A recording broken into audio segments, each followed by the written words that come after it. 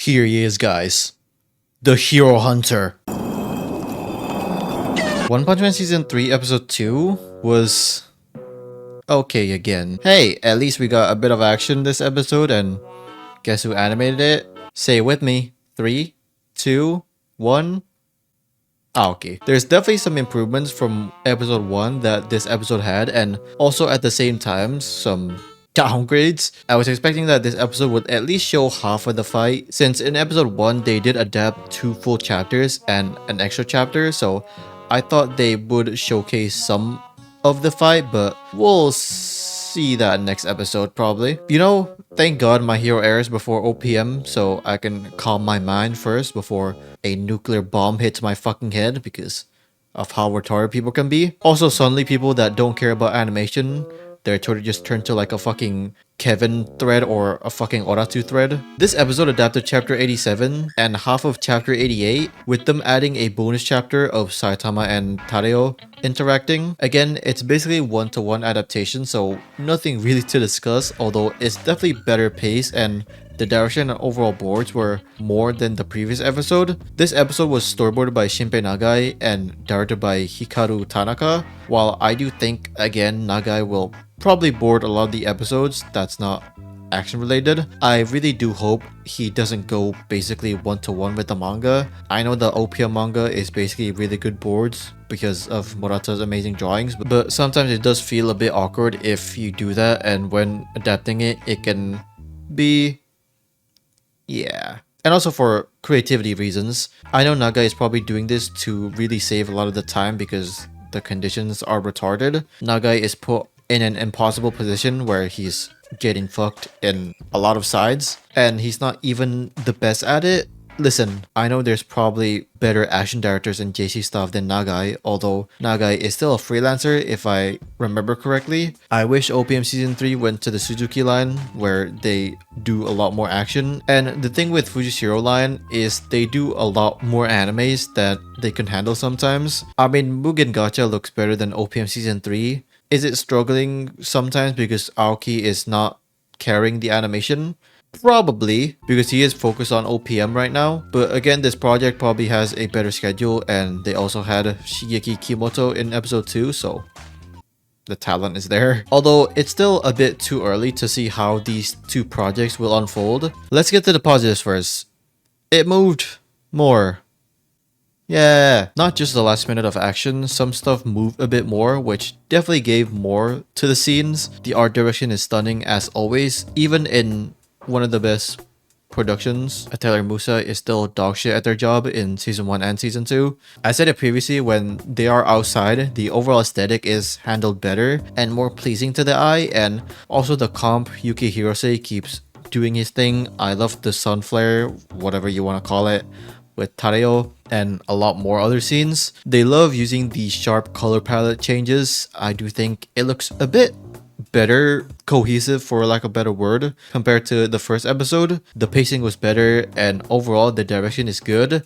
The comedic moments hits. I love how they play around with the VA. Same goes with the music and Sarasama looking like he's a cancer patient. The end parts also with the build-up of the fight, the visualization and the music, man.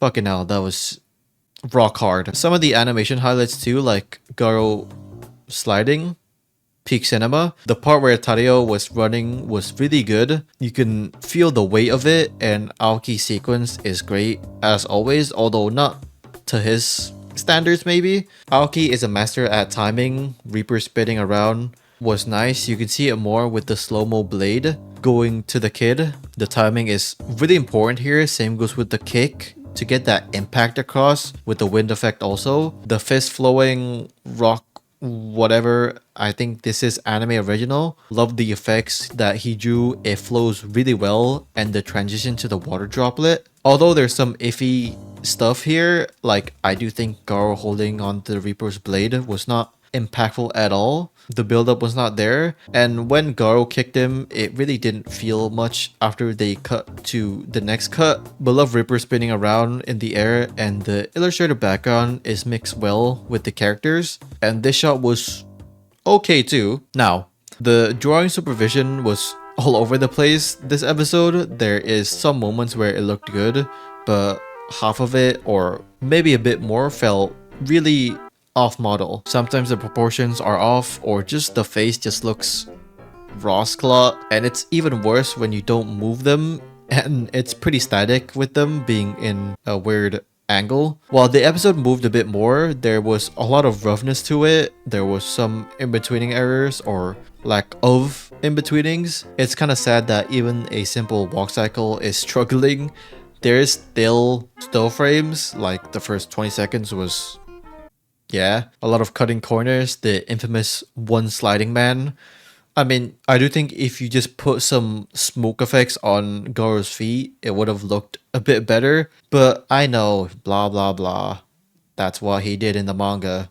Bro, it looks very off. You can't deny it. It definitely is sad to see it be this rough. I know I said that they should save their time and resources for the actual action, but the team is being this handicapped, so we'll see how the action flow like water next episode. To the people that still want to compare, oh look, slice of life animes have better animation, when this production is limited beyond belief. First of all, these type of shows has a way higher bar of quality because the amount of talent it has, and also time. And again, character acting, most people would just not care about it because they want Unga Bunga fights. Most projects should allocate their resources well, because if you put a lot of time to one episode and sacrifice a lot of episodes along the way, that's not the best idea. Of course, Naruto was a long-running series, so that makes a bit more sense, but it was still risky. I mean, a good example is with Kojima Production. When they were in OLM, they produced some of the most stunning looking episodes, like some episodes in Komi-san, Summertime Rendering, because the anime had a tight-linked team of talented animators and director to carry the project. But some episodes were rough, not a lot of it, although they were backed by a massive studio like OLM, so they can take that risk, you could say. But when the same animation producer and the team at OLM made bug films with no backing of resources, you get stuff like Zone 100 and maybe, hopefully not though, Wish Atelier. Episode 1 was stunning, but a lot of the episodes got sacrificed. They didn't even finish the opening when the show aired, which that's gotta be a first, maybe. All in all, there's some good and bad stuff about this episode. The bad is definitely a lot more visible. It's unfortunate, but Aoki will do God's work in the next episode. I do think they're gonna use the pre-animated trailer, since they did show it in one of the CMs. They probably gonna change the overall style of it. If you look at it, the drawing style is different. Same goes with the overall color palette. Again, this fight was meant for the trailer alone, not for the episode, so they will change some stuff. Maybe Aoki will reanimate it with the same boards. I won't be surprised. We'll just have to wait and see. If you guys like the video, leave a like. If you hate it, leave a like. Comment down below what thoughts about this episode, and you. Hopefully in the video. See you guys next time.